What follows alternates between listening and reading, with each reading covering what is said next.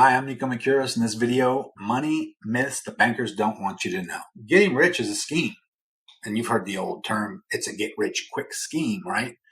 And most people will conjure up images that is somehow illegal or a scam or probably something you shouldn't get involved with. If someone's got a get rich quick scheme, then that's bad. But the truth is that the word scheme is just short for schematic, which is a plan. And so that's not a bad word. I think it's been turned into something that sounds like it's not good over the last century. But the reality is, guys, you need a plan. You need to know how to get rich quickly. Okay, getting rich slow takes too long. The truth of the matter is they want you to believe that you have to work a whole lifetime, 40 hours a week for 40 years to retire on 40% of what you were making before.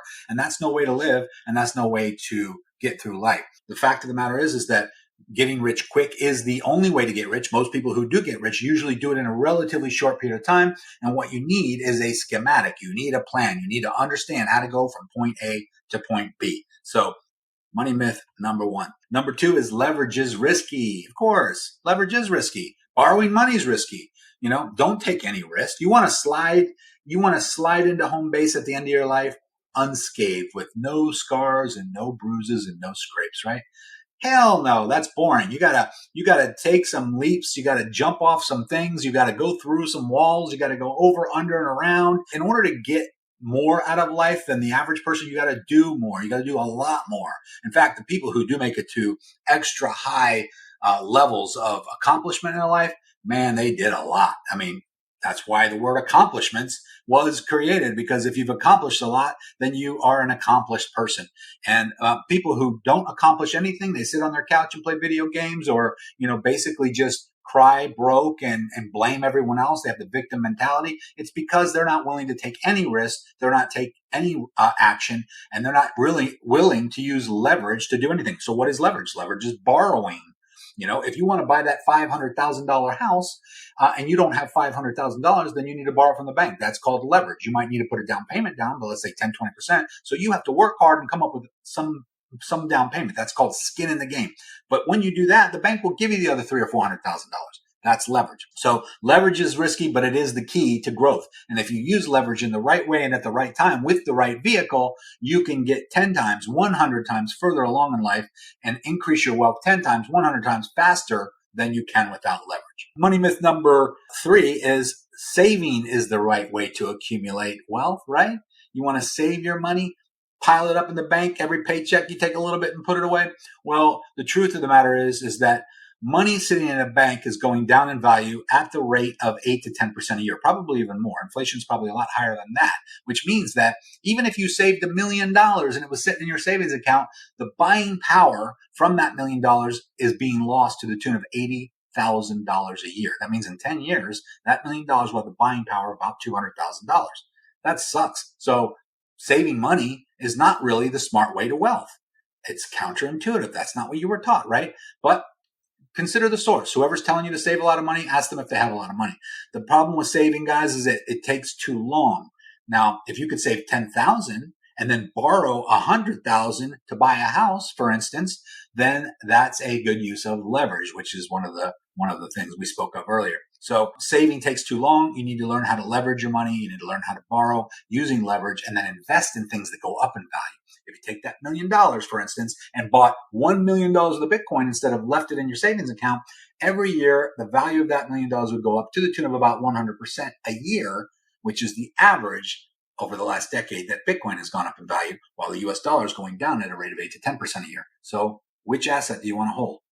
Think about it. Money myth number four is slow and steady wins the race. So, a lot of people will convince you that it takes hard work and a long time. You really got to pay your dues. In fact, you got to have like 10,000 hours invested into something before you can even consider yourself an expert, before you can even, think about making a lot of money doing it. That is a myth that people have been teaching for a while now, that it takes about 10,000 hours of doing something before you are a professional or an expert at it. And I can tell you right now, you can teach me something right now. You can teach me something I've never known before right now, and I could teach that to someone else 10 minutes later. Think about it. So you don't need to spend 10,000 hours doing something. You just need to know how to do it. And so slow and steady doesn't necessarily win the race. I would bet that if I polled everybody watching this right now, you would rather get your results faster than slower. A good analogy for this is a story of a guy who's got a achy tooth. He's got a tooth that's having a problem. It's got to come out. And what does he do? He calls the dentist, but it happens to be Sunday and the dentist is off work. So he has the dentist emergency line. So he calls the dentist on his cell phone. The dentist is out on the golf course. He says, listen, man, it's Sunday. Can you wait till tomorrow? And the guy with the bad, rotten tooth that needs to come out is in such pain. He says, no, I don't think so, doc. I don't think I can wait till tomorrow. He goes, well, if I have to come meet you at the office now, it's going to be twice as much because it's my day off. And the guy says, whatever, doc, I'll do it because I need it out now. So the dentist meets him at the office. The guy, he looks in the guy's mouth and says, yep, your tooth's got to come out. And he says, man, how much is this going to cost me? He goes, well, if you would have just waited till Monday, it would have been $500. But because it's Sunday, it's $1,000. He goes, damn, $1,000? How long is it going to take you? He says, about 5 minutes. He goes, $1,000 for 5 minutes worth of work? And he says, well, I can make it take longer if you'd like. And the moral of the story is you don't want it to take longer. You want that thing out immediately. In fact, you're willing to pay twice as much to get it out faster. So slow is not always good, guys. You need to do things quickly. You need to get your results quickly, good or bad, because if you attempt to do something and it doesn't work, you need the result quickly so that you can pivot and switch directions and make a change quickly, right? I mean, if you were on a bus and then you determined after traveling a mile that you were headed to the wrong location, would you just continue to ride the bus because you already paid for the ticket? Or would you immediately get off and course correct to get to the place you actually want to go? Think about it. The faster you do something, the better. Money myth number 5, guys, is the more money you want to make, the harder you have to work. And actually the opposite is true. The harder you work in the beginning, you get to a point where you can work less and less and less and make exponentially more money because you understand what not to do. And what most people have a problem with when they start a business is they don't really know all of the nuances and all the problems and obstacles that they're going to come up against as things go on. And as they get better at what they do, they start to realize, okay, we don't need this. We don't need this. Let's add this. Let's take this out. And before we know it, they're whittling down all of the fluff and the stuff that they thought they had to do. And then they're also working more on their business instead of in the business, meaning they're taking the low income revenue producing activities and delegating that to someone else to do. Maybe a $10 an hour person or a virtual assistant, someone who can take the menial stuff that's taking so much time and let them do that for a couple $100 a week. Now you just freed yourself up to do more, to get more accomplished, but work less in the business. So you don't have to work harder. In fact, you just have to work smarter. And you've heard that before too, working smart rather than hard. So the longer you work at something, the smarter you get at working that something.